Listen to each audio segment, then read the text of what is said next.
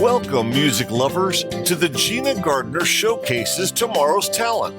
Get ready to discover exceptional musical talent and uncover the stories behind the melodies. Join your host, Gina Gardiner, and co-host, songwriter Jerry G. Davis as they open the door to a world of musical passion and diversity. Tune in for an unforgettable journey through the sounds of tomorrow. Let the music begin.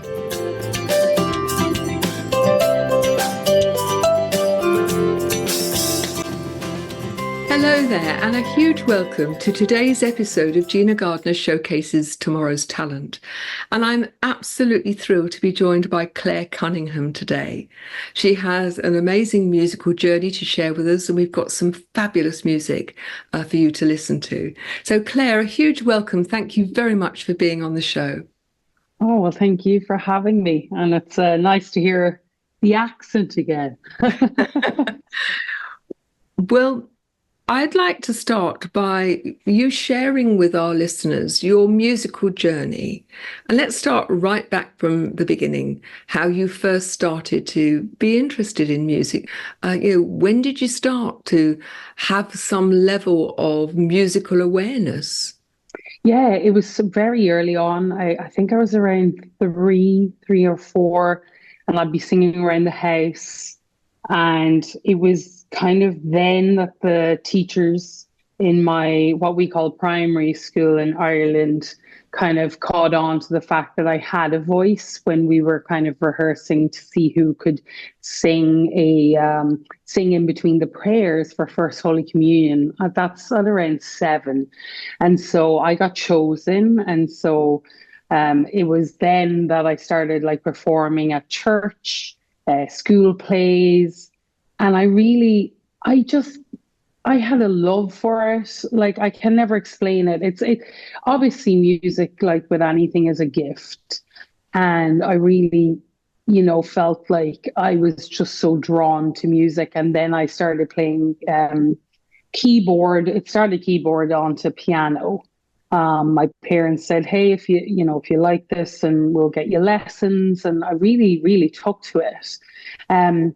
So much so that I actually was classically trained and went all the way up to the final grade. I didn't actually finish the final grade. I was in school at that time, and it was the leaving cert, we call it, like GCSEs, I guess, in England. And I couldn't put in the 8 hours of practice a day. But no, it started from a very, very young age. So it did, yeah. So I'd like to go back, still staying with the childhood, because we've got plenty of time to explore your musical journey. Did you come from a musical family? And, what sort of music did you hear in the home? Yes. So as with every family, growing up in Ireland, music is a pivotal part of the culture. So my mom actually sang in the like church choir. Now she's not a professional singer, but like she did that. Dad also was very much an entertainer. So when we would have family gatherings or just a Saturday night in the pub, Dad was always the one who started off the sing song. I only had one cousin who was a professional in the industry. My sister sang and played as well. But realistically, it wasn't like, the whole family weren't a family band or anything like that. So, it wasn't, I couldn't lean on anybody for, any musical like knowledge or anything like that. But yeah, we had a love for it growing up. And I think that really helped because, the support from my family and my parents especially allowed me to be able to pursue a career in music, because I think a lot of people don't look at it like it's a pathway to making money, or like it wasn't like classified maybe as what you would classify as a real job. But the type of music I would listen to, a lot of Irish folk music, a lot of Irish artists, a lot of country music. I grew up on Garth Brooks and John Denver, but also I had the rock and roll side from my father. We used to listen a lot to like AC/DC, Guns N' Roses, T-Rex. You know, it was just a wide range It sounds of. really eclectic. And I think Yeah. that when you are exposed to such a wide variety of music, do you think that, I'm going to put you on the spot, do you think that having been exposed to a wide variety of music, that allowed you to identify your own style rather than people being brought up where there's perhaps one genre of music and not being exposed to the others? I really feel it played a big part in why I am so versatile. And because we were allowed to explore a lot of different music styles and genres, and it seemed like it was the natural thing to do and be, because there's obviously a lot of households that maybe only focus on, say, just only country or only Christian or only this, that, and the other. And I really do feel, having had just such a wide mix put into my ears at such a young age. Yeah, I really feel like it helped me, musically, to be familiar with so many styles as well. Because a lot of people in the industry say, oh, you should really stick to one lane and be successful in that lane. And I could do that. I could just choose just Celtic or Irish, or I'm not really a country singer by any stretch of the imagination. But if I were to choose one lane, perhaps I would be successful. But then I feel like I'm doing myself a disservice to being versatile and being able to kind of, ride the wave between all these different musical genres, that I'd miss out. Yeah. Going back to your early child, your primary school, and for those of you that are in America, primary school runs up to the age of 11. Mm-hmm. Was there a highlight within those first few years that you take with you that's helped shape you? Ooh, there was many, I guess. There were some of my fondest memories.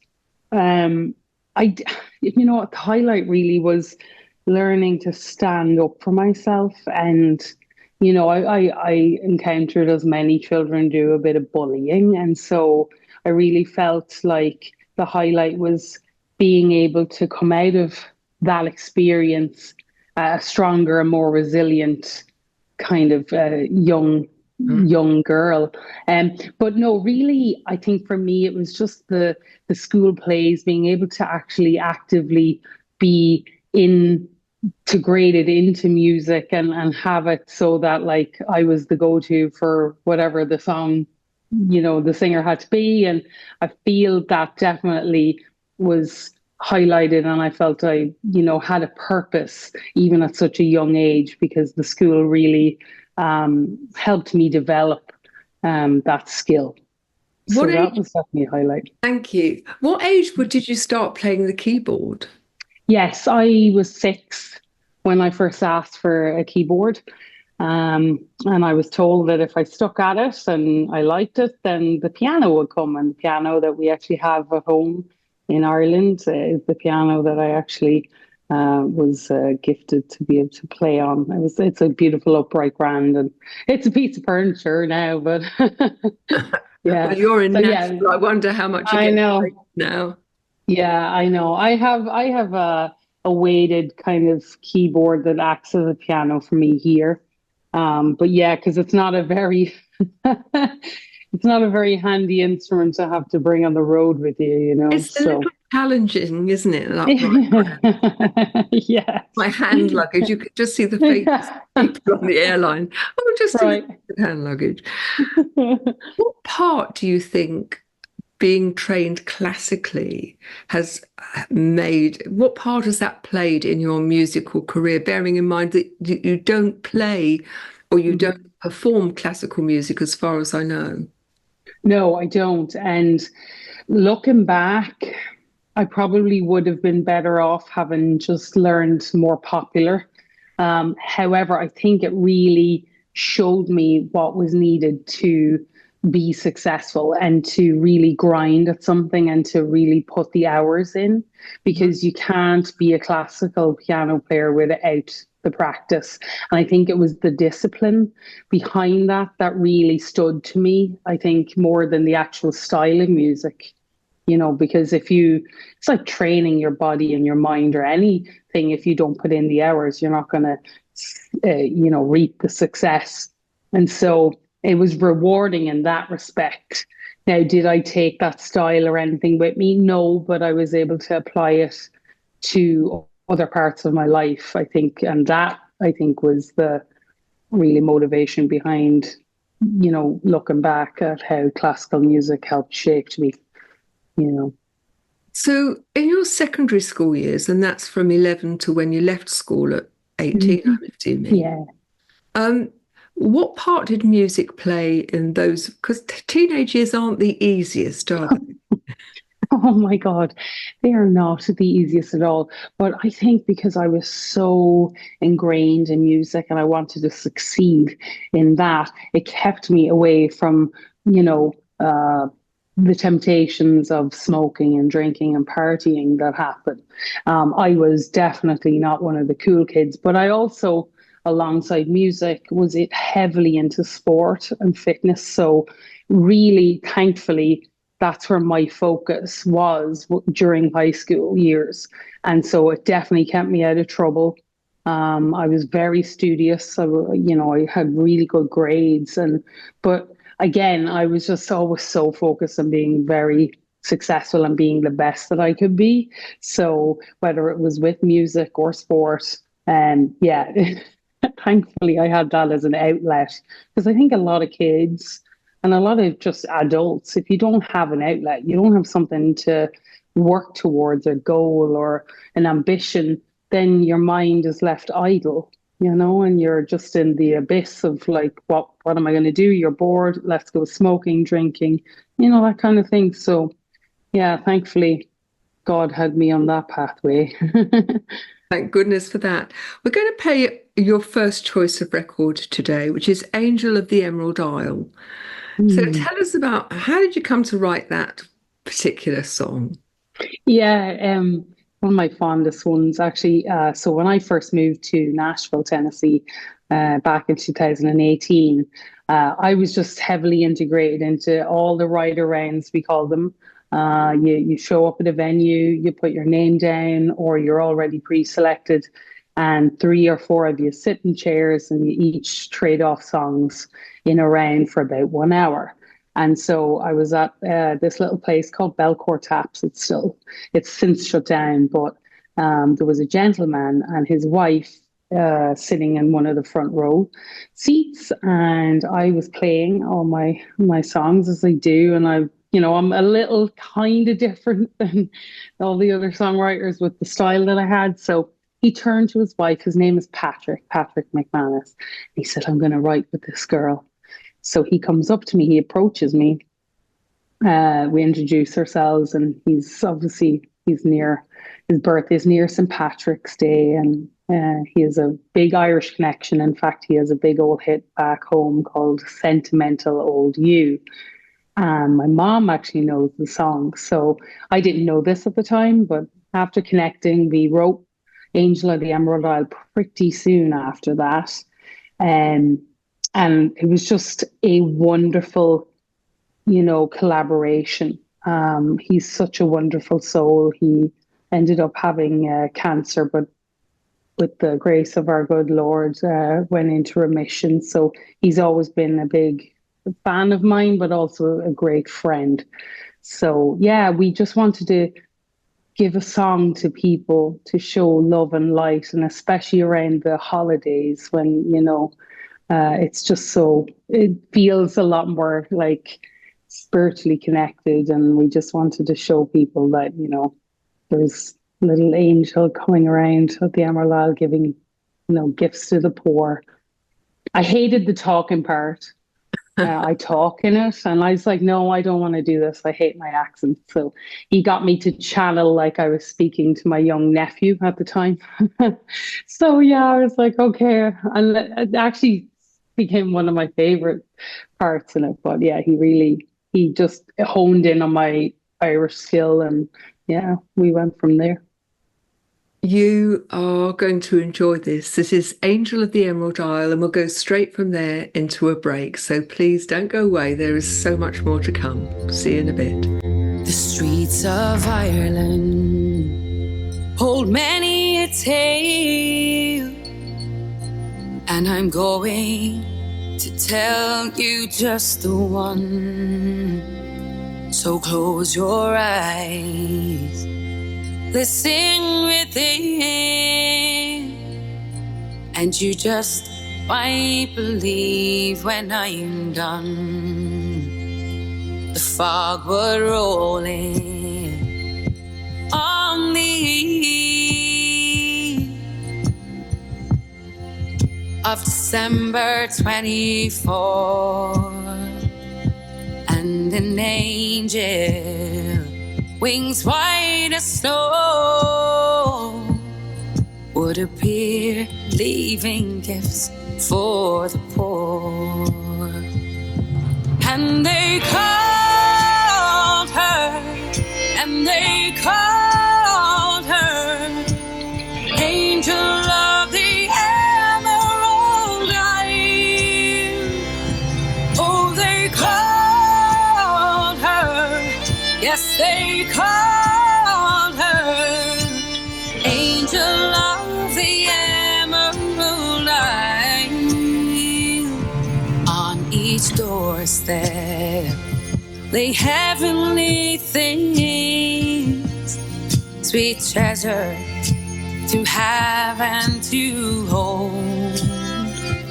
Beneath the clothing lay hope and joy, with pots full of silver and gold. And they called her, and they called her Angel of the Emerald Isle.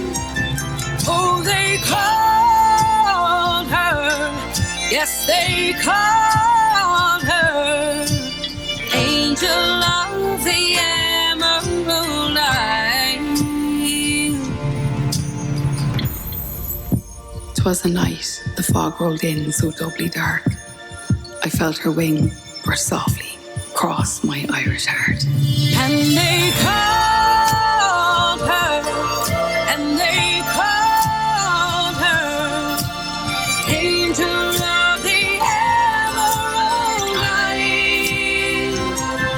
Oh, they called her, yes, they called her Angel of the Emerald Isle.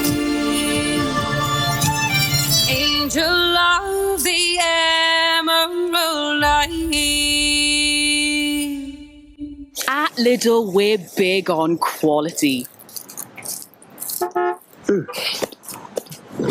Quality for all. So he can keep the carnivores, herbivores, and want-some-mores happy. And they can keep this little one in fresh nappies. That's yours. And whether you're into a bit of Saturday night entertaining, Saturday night entertainment, or even... It's a dog poo. We've got a cat, David. We could give you the quality you deserve for less at the Retail Industry Awards Supermarket of the Year. That's big on quality and always little on price. Welcome back. Now, Claire, you've got to the end of secondary school and you've got to decide what you want to do. And, you know, very early on in the show, you talked about the fact that perhaps being a musician isn't the sort of mainline job. And I think there are probably many careers experts. When you say I want to be a musician, their heart sinks and they think, oh my goodness. Well, what did you do when you left school? Well, I did exactly what everybody said not to do, and I did music. So,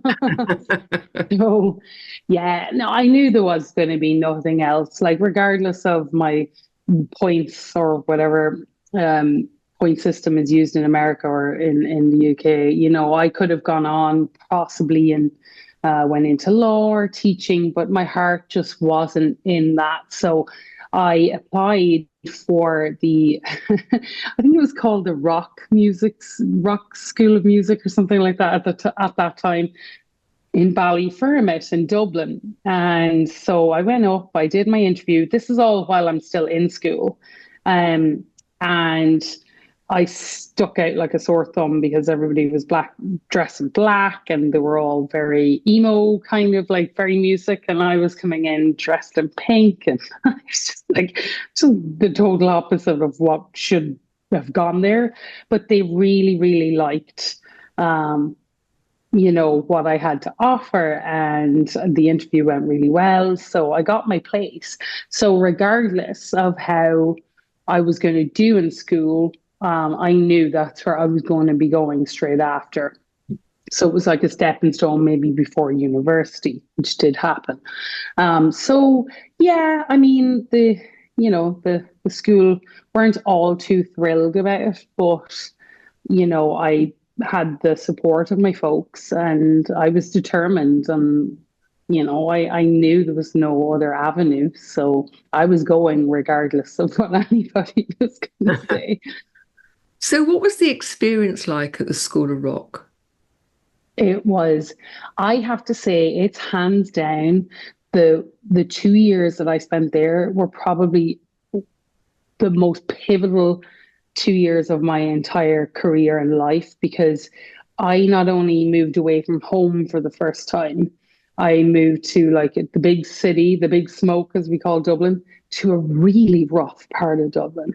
But it just taught me so many life skills. And musically, I got to actually see where it was I was flourishing, and my songwriting skills at the time. Like, I had no idea, I was just writing, but I really got to actually focus in on honing in the skills of like songwriting. It's where I learned all my business and my managerial skills. So yeah, it was wonderful. It really, those 2 years, I think, were the stepping stone of what I needed as a person and as a musician to really go forward. Did your musical style change during that time? Yes. I was very much a folk, kind of maybe slightly pop going in. And I came out a lot more rock and roll. I have a voice for rock anyway, but I think when they heard it and they saw, they were like, well, maybe you should try exploring, that side of your voice. So it helped because they would get us into bands, and, I really learned how to work in group settings like that, because I was always just, I was only, 17, 18. I'd only ever really played myself, and I was self-taught guitar after the keys, so I wasn't exactly a skilled musician by any stretch of the imagination. But yeah, it did change. My style was kind of always like fluctuating between what I kind of was comfortable with and then going into a little more of the rock side. Yeah, for sure. And then, having been through the rock school, what next? So then I knew that I would want to further a career and just have, back in the day, especially, it was, advised that you should have a degree to always fall back on. Not that I was going to be falling back on anything, but I thought, hey, if I'm going to do it, I'll make sure it's a music degree. So I applied for a couple of places around the UK, but I got into the London College of Music, which was in Thames Valley. Yeah, and vocal tech was my avenue. So they had vocal tech, bass tech, drum tech, something else, but they incorporated, it was a 3-year degree, and it was all aspects of the music industry as well. So, but focus more on vocal and vocal performance, which, yeah, they were like, it was an incredible degree, but there was a lot of like things I felt like writing essays. Why am I writing essays when I want to be singing? Performing was really more my avenue. But I can see now, it was more they had to keep it quite versatile to have us, just as a collective being able to do everything, like sight singing. I was terrible at it. In fact, I actually got a classical background. Yeah, I had a classical background, and thank gosh for it. But I was desperate at sight reading and sight singing, so I actually didn't get in. I had to They saw how determined I was when I rebooked a flight and retook the exam. And truth be told, and I'll never forget this tutor. He was amazing. David Combs, I think it was. I flew all the way back to England to redo my sight singing, and I still failed. And he said, "You know what? I'm going to just pass you because I can see how determined you are." And, it turned out when the end results came in after 3 years, I ended up with like either an A- or a B+ or something in my sighting. So he was like, "You see, I always have faith in you." Isn't it interesting how important it is that somebody sees your potential and gives you a chance? And that's true in life generally, but I would have thought even more so, with knobs on in the music industry. I couldn't agree more. And I think teachers are not given their due diligence when it comes to seeking out what a child's gift is and actually allowing them to flourish in that. I think all too often, kids are just made sit down on a desk and, just they don't want to be there. And then they medicate the kids with like all these ADHD medicines when realistically the child just has a lot of energy and just doesn't want to be sit still, doing something it doesn't like to do. So I think when a teacher or any member of the community finds something that child is passionate about, whether that be music or sport or you name it, and allow them to actually explore that. Like, yes, thank God for people like that, and for people who believe in you, because if a teacher or even parents like who don't, allow that passion to flourish, like that could be a kid who could have gone on and been an Olympian or a world-class musician, but they just never had the support. It's interesting, isn't it, when you look at people who are, really top of their game in music, in sport, in art, how often they discover that they're dyslexic or they've got ADHD or that they are on the autistic spectrum. And I think we tend to dismiss people who don't fit into boxes. Amen. And school often doesn't suit certain people. And having been a head teacher or a principal for over 20 years, wow, how important it is to find outlets. And we were lucky enough, we had 2 choirs, we had an orchestra, we had animals, we had 50 different clubs and activities, lots of sport. So we could find something that youngsters were good at. Because if you can work with what they're good at, the other doesn't it? That's amazing. And thank you as well for, obviously it sounds like you were a really great principal and were able to have those opportunities for children. And I agree. I think I'm probably on the spectrum myself. I've often laughed about how crazy I am sometimes, or just my personality. But I really feel like most creative people don't have the average brain cells that maybe a 9-to-5er does. And that's not dissing anybody who is a 9-to-5er, or it's not dissing anybody who's a musician or an athlete, but I feel like there's something different chemically within us. And that's why we're a little bit, the weird child or the strange one, because you have a passion for something that's just not understood, I think.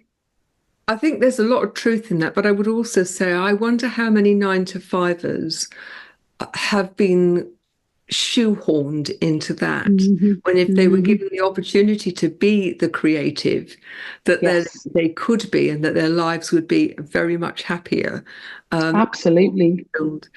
We're going to go for your second record now, which is called Clovers. Tell us about how you came to write that. Yeah, that song,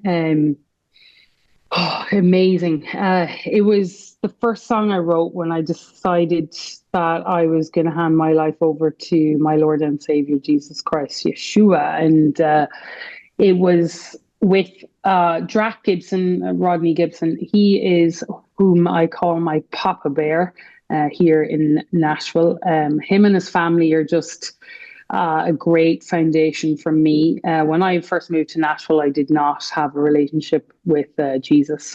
In fact, I was walking in complete darkness, and the Lord knew He had people set around me. So we had some working thing where we ended up crossing paths, and he actually had been prophesied to that I was going to give my life. This was years before I did, and that we would work together. So he knew before I did, and so we had this idea once I came to know faith more. He said, "I'd love to write this kind of song," and he had a few lyrics and this, and I just started playing it. I remember being in my room one night, and I started going for it, and we kind of collectively, separately, kind of worked it out, and then came together, him and his family, and we kind of laid down very, very rawly in the studio. I remember the night we did it, and I really didn't touch it. Like, it was the Holy Spirit really came out on that song. And I decided to get rebaptized. So we actually have a music video also to coincide with Clovers. And my rebaptism is actually in that video. And you'll see Drac, he's the one who did it all. So, yeah, brilliant. So it's a special song. We're going to listen to Clovers, going to go for a break. There's still so much more to come, so please don't go away. See you soon.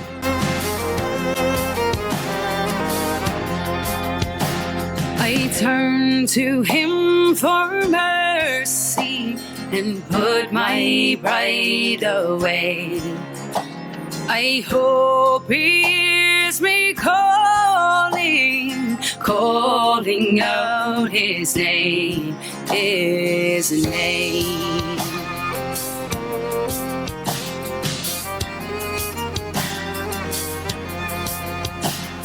I know He's waiting for me. He never left my side. For that I owe Him everything. For that I owe my life. When clovers turn to blood and the rivers running red, I wash all doubts away. To the light I will be led. For I'm thirsty and I'm cold, but I find my home in you. I give up the world to drink from your cup. It's long overdue, overdue.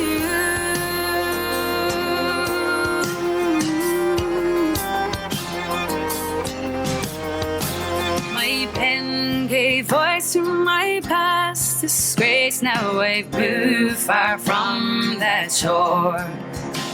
I breathe your light of forgiving grace. In clover fields aglow. Your spirit grows in my body as I push my sins away. Past rest is travel. I no longer live in shame. For no one so can chain me, can find a place to rest.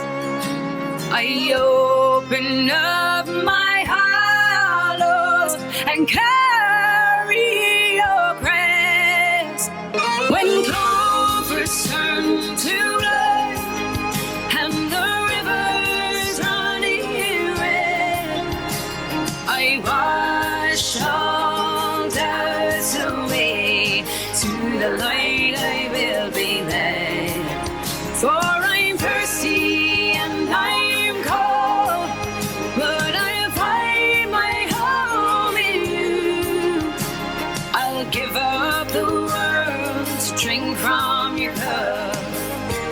It's long overdue,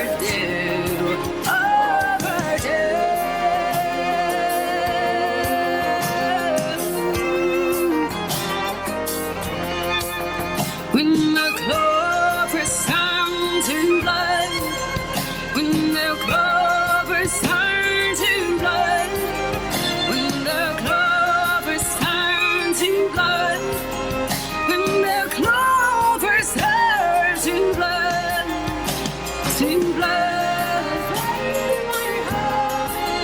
when the clovers turn to blood.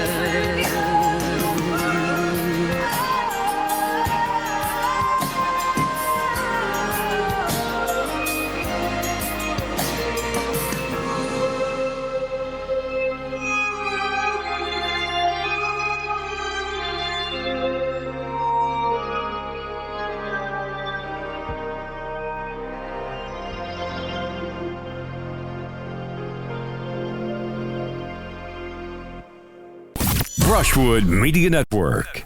We've come to a very special part of the show where my co-host, Jerry G. Davis, who is an amazing songwriter, is going to do Songwriter's Corner. So, Jerry, welcome. Thank you for joining me on the show. Some of the listeners out there ask me, Jerry, where do you get the inspiration to write your songs? Where do you get that drive to make you want to jump on it? What convinces me that I want to write this song? This great idea I've come up with.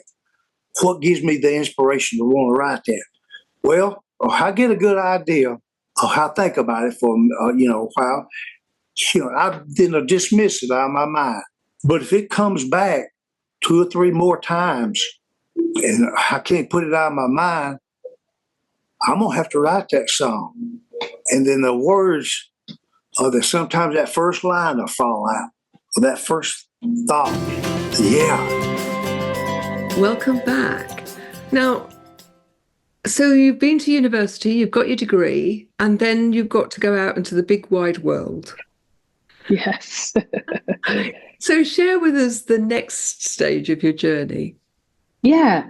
So during the period of time that I was in vocal tech, there was a guy in guitar tech, Jamie, and we, alongside a couple of others, decided to set up a band in London.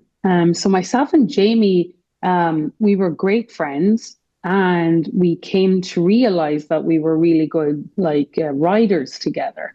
So we started writing a lot of material, and so we got together a band, and we called it Smoking Aces. We were so classic rock and roll. It was so fun.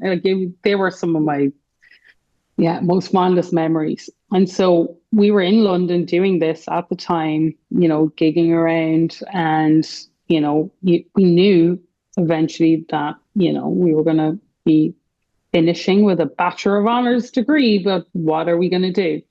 So I knew I didn't want to move back to Ireland, and Jamie lived up in Wales, in Cardiff. So I was like, well, I can move there. I don't mind. Let's do it. So I should preface that then we ended up in a relationship, of course. So we moved up to Cardiff, and we had to start afresh with this band. We couldn't keep the members that were in London. So we held some auditions, and we grinded. I put us to work. Looking back, it was pretty intense for what it was, but I knew that if we wanted to be successful, we had to really make it a business and go for it. We were out on the road and playing shows. I think one year was 394 gigs in 1 year. It was intense. But we ended up being one of the top UK's corporate wedding band. We went out as a 2-piece, myself and Jamie, and then we went out as a 4-piece as well. And And then I would do like DJ packages and stuff for people. But yeah, we got in contact with a couple of agencies, and then we had somebody who was interested in our original material too. So we had a couple of meetings there. Nothing came of it though. Yeah, we were just loving life, doing what we did, and we were like booked 2-3 years in advance for different weddings and corporate events, and it was our full-time gig. So I never had another job ever. I think I worked at Starbucks in Cardiff for like 9 months or something while I I tried it out. But yeah, we really put all our efforts into that band. It was amazing. So why did the band not continue? Right. So I ended up April 2013, I think it was. I woke up to a voicemail on my phone from a young girl she was my age, but from Sweden. And it's like the most random voicemail I've ever received in my entire life, just saying she found me on YouTube. Myself and Jamie had only put up a month prior like 20 videos of us in our living room, acoustic covers. And she found one of these, and it was an AC/DC cover. And she really wanted my whiskey voice in her band because they were going through a different lineup change. She had something exciting, and I was like, okay, this is so random. This is at the time when you were never discovered online because YouTube wasn't really, it was so new back then, I tried to call her back. She never left her number. She told me she had Facebooked me, but, again, Facebook was relatively new. I didn't realize there was a request folder. So the message was never seen, but she was determined and rang me the next day. So I remember sitting in my car. I was just coming out of the gym, and she said, "Hey, I hope you got my message. I really need to talk to you. Like, I really like what you have." And I let her talk because I just said, I'm not going to go to Sweden. I have a life here, bought the house, had the band was running the whole thing. And but like 15 minutes passed, and she said, "Well, take down our website, have a look." And like, I think it was like a month later, they were opening up for Motorhead at like Metal Town Fest. And I was like, wait, what? You're opening up for Motorhead? What's the website again? So like, I grabbed my pen, and so like, I literally, as soon as I get in the door at home, I remember sitting down, and I think Jamie was in the room, and I said, "You're not going to believe the phone call I just had." So looked up, Thunder Mother was the name of the group, all female. I was like, that's kind of cool. And like, I was looking at them, and they were relatively new, but they had a little bit of a following. And I thought, I mean, I could, but the problem was the dates they needed me for clashed with weddings that we were booked 2 years ago. So I was like, oh, I don't know what to do. So I spoke to the boys, and they told me, the guys in Smoking Aces, they were like, "You cannot pass up this opportunity. That would be the stupidest thing ever. Like, let's find these wedding couples another, band, and we'll just go from there." They were some of the hardest phone calls I had to make, but I made sure that the couples, and I think, this was an ultimate like offer of a lifetime. Mm-hmm. So really long story short, I ended up heading over to Sweden a couple of weeks later, learning the entire album off. It was all in English, so it's fine. And I just ended up on Swedish TV that night, and we were just, it was a whirlwind. 2 months later, we're signed to Warner Music Sweden, signed my first major record deal. All the while, I'm running the band in the UK. Myself and Jamie actually split during this time too. So I feel like God knew what was going to happen, and he was just like, just paving the way and making things happen. But I had to commit myself to the band and our other, duties. So for 1.5 years, I would make that journey from Cardiff to London and fly over to Sweden. And it was tough. Like, it was really, really tough on me. Like, I wasn't sleeping very well. I was way overworked, but like, what an opportunity. Decided then to pack up everything in the UK, sell the house, sell the car. And myself and Jamie had to part ways. Obviously, we were still great friends and still are. He's such a great guy, but that really gave me the opportunity, because my whole identity was in Smoking Aces and my life was in Cardiff. Like, I hadn't lived in Ireland or anywhere for years. So, moved to Sweden. It was for sure. I'm sure it was. We're going to, first of all, we're going to play I Swear. And then we're going to go into Songwriters Corner with Jerry Davis. And Jerry Davis is just going to give people who are listening some really good pointers about writing. But before we go, I Swear, where did that come from? That is the song of all songs that I call for my mental health and brain health sufferers. 2020 rolled around. We were in the first lockdown. It was the April of that year, April 2020. And I was in Music Row, where I was living in the house at the time. I was on my own, so I was secluded from the world and from my family and everyone. And for the most part, during that pandemic, it was a good time. I liked having that break and away from people. It was nice. But this particular day, I just felt somewhat of a heaviness upon me. And I had this voice. Now, bearing in mind, I did not come back to faith until the end of 2020. So I still didn't know the Holy Spirit or have Jesus or anything in my life. But this voice, so clear as day, said, pick up that pen and the paper that was beside me, and wrote the song in literally 8 to 12 minutes is what I can, come with. Wrote the lyrics, had the melody in my head, and went up to the piano that I had in the house at the time. And it just flowed. Like, I mean, that is one of those times where I can never describe how, a writing session, I was just a conduit. I was crying and I knew I had something special. And to this day, that is the one song that has saved more lives that I've been told.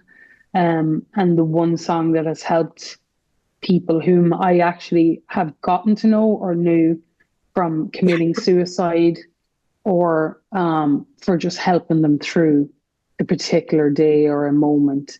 And I can only thank my good Lord and Savior for that, because that was just one of those times. Like I said, it was not me. I was just the messenger that day. So it is probably, if I had to choose one song out of all the songs I've ever written, that hands down, I don't think I'll ever beat that one. I think it's a pivotal song. And I will say to the listeners, if there is somebody who's listening, who, is going through something, or knows a friend who's going through something, this song and the lyric in it and the music and everything is just, it's for you. It's not my story. It's for whatever you are going through, and hopefully it brings you through that darkness. Thank you. So we're going to listen to I Swear, and then we're going to go for a break. And when you come back, we're going to carry on with the story. Don't go away. It's not a race, as long as you get where you're going. It's not always easy, living life not knowing what's on the other side.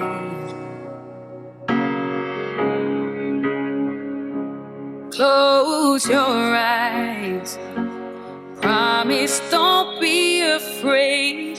Dream of the better times to come, and just keep the faith.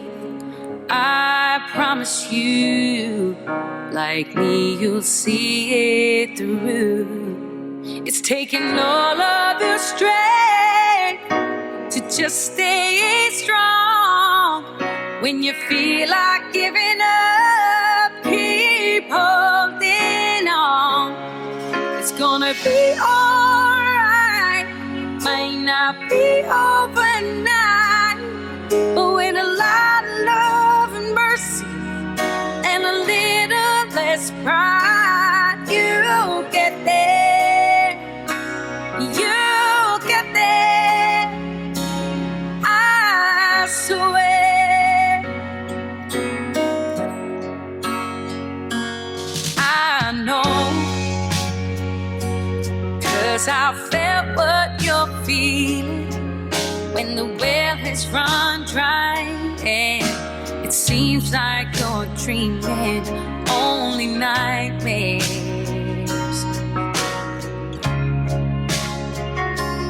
Like the battle that you never win, a broken record always on spin, and the worries just don't fade. It's taking all of your strength to just stay strong. When you feel like giving up, keep holding on. It's gonna be alright. Might not be overnight, but with a lot of love and mercy and a little less pride, you'll get there. You'll get there, I swear.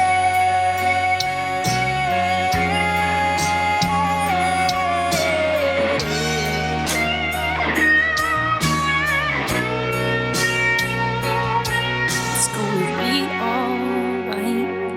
Might not be overnight, but with a lot of love and mercy and a little less pride, you get there. You get there. You get there. You get there. You get there. You get there, I swear.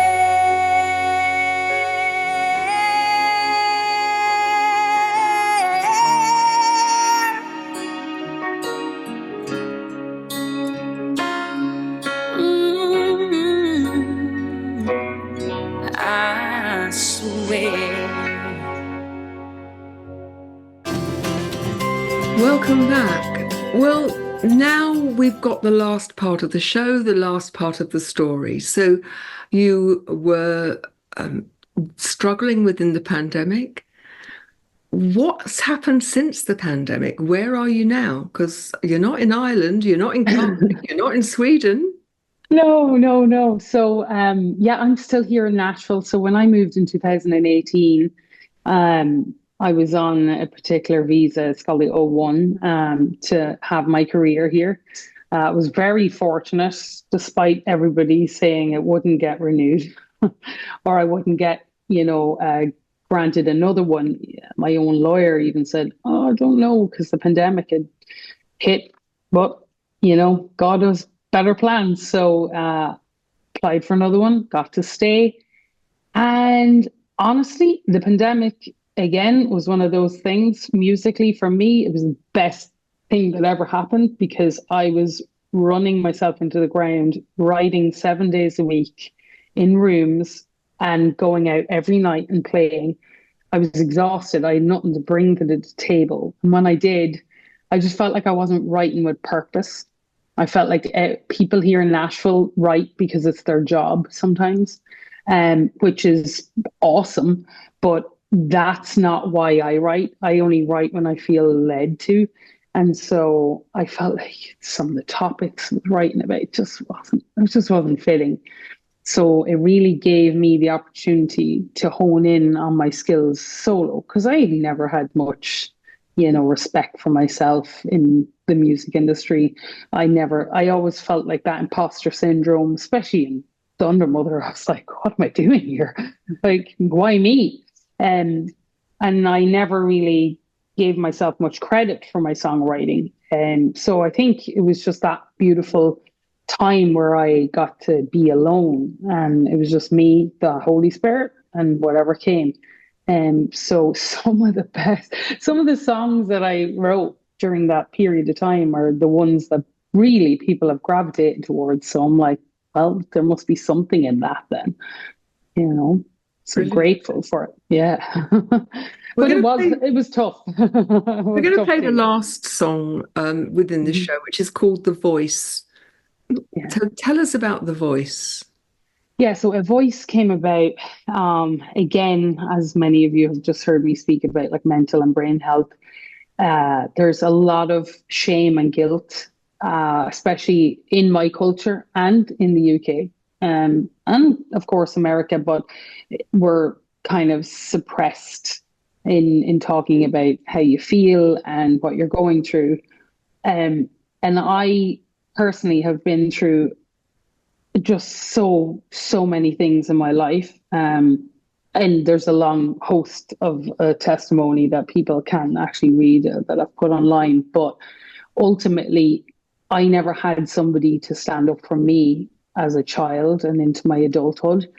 And I felt like I never had that outlet. And I just wanted to be that person, to be able to bring topics of conversation up, or to just sing a song, write a lyric that somebody could like connect with and feel like they're just not alone. Because I think that's the biggest thing that people feel when they're going through something like that they're the only ones going through that, when that's really not true at all.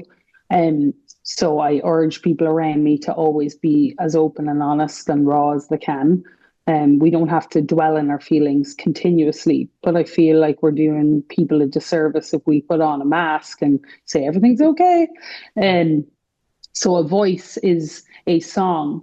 I am that voice. I am that person to bring and shed light however I can, to those that are suffering around me. And, it's therapy for me too, as well, because I get help from my Savior. And if I can be and do anything for others that are going through what they go through, because we don't go through these things for no reason, and just showing people like, don't dwell in them and be kind of grateful and thankful, because you'll see the other end, that you'll be a light for somebody else. And that's a beautiful thing. So A Voice just really encompasses me being a voice for those who maybe cannot speak or who won't speak. So let's listen to The Voice and then come back, because we've got the last few minutes of the show and there's still more to come. See you in a minute. It's not a race, as long as you get where you're going. It's not always easy, living life not knowing what's on the other side.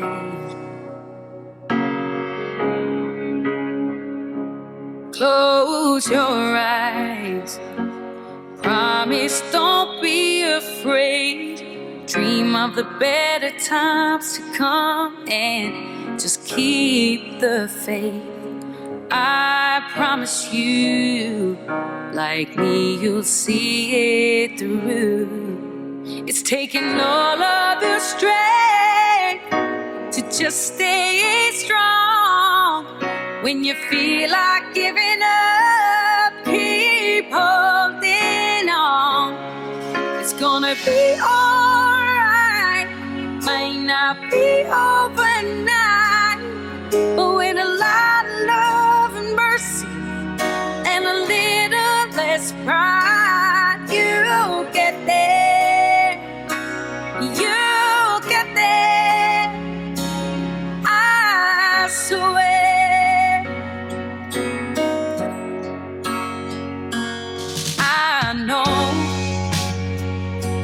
'cause I felt what you're feeling when the well has run dry and it seems like you're dreaming only nightmares.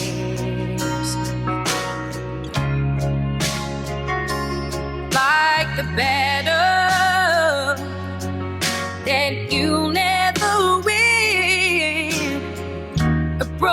broken record, always on spin, and the worries just don't fade. It's taking all of your strength to just stay strong. When you feel like giving up, keep holding on. It's gonna be alright.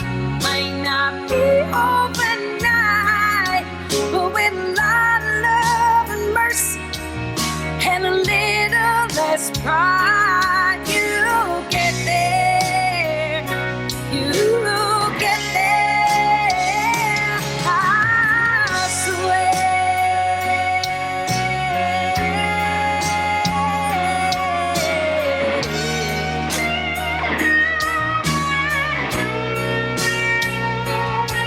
It's gonna be alright.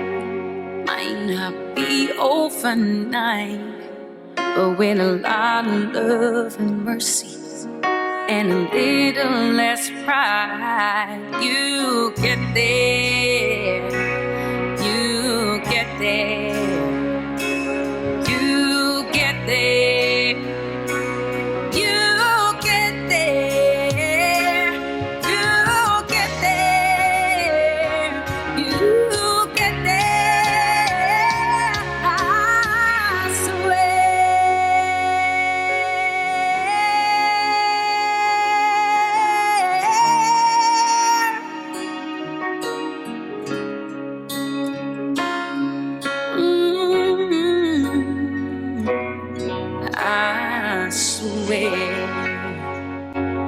Welcome back.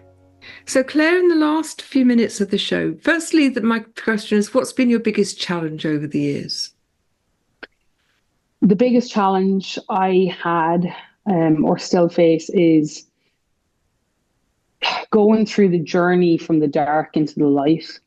It was what seemed like a very easy journey and transition, but one that it wasn't. Like, it was, I had to shed a lot of the old me and my old ideas and my old thoughts. And even today, like, you still don't realize sometimes the things you say or the actions that you do actually go against it. So that was kind of challenging, but a beautiful challenge. It's not one I'm I think that continues to always kind of be a little challenging anyway. So, Claire, finally, where can people find your music at the moment? Yes. The best kind of place is my website, because it has all the links and the tabs there, and it's Clare Cunningham Music. So ClareCunningham music.com. And thank you for having me. God bless your platform too. I really appreciate your time. It's my pleasure. And for all of you who are listening, please, if you are a great musician or you know a great musician, then apply to be on the show. You just need to fill in a form at Gina Gardiner, tomorrowstalent.com. Take care. See you on the next show. As the curtains draw to a close, we hope you've relished every note of the Gina Gardiner Showcases Tomorrow's Talent.